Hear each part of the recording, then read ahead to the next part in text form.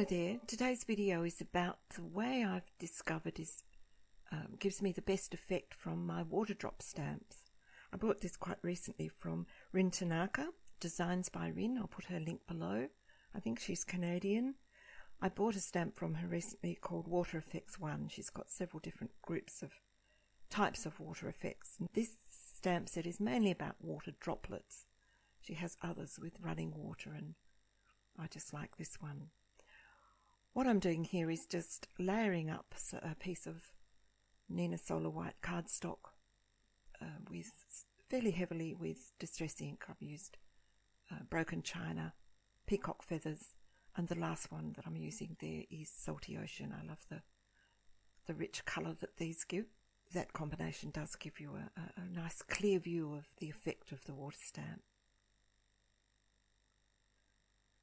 There's the stamp. It's on Tack and Peel, which is already on the mount, and that's what I use to hold my red rubber stamp. Lost in Paper, Therese at Lost in Paper has done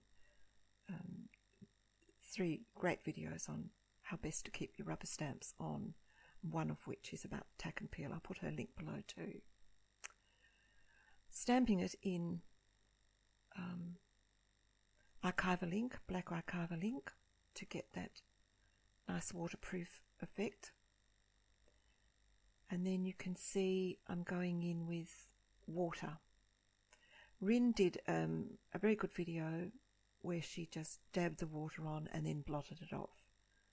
However, I've had very little success with that. I don't get much of the ink to move, so the effect on the water droplet is pretty minimal. And as happened here on the very first one, it just spread. That little leaf I bleached it because I couldn't get the ink to move with water. These first few I keep trying with the blotting, and eventually I reach the understanding that really all I do with the piece of paper towel is to blot my brush, and I use the end of the brush to sort of push the ink away from the bottom of the water drop towards the dark shadow section, and this works really, really well. You can start to see there that I'm getting a much better effect, and I'm not using the paper towel any longer to blot. I've got several nasty little watermarks, one right at the top of the page.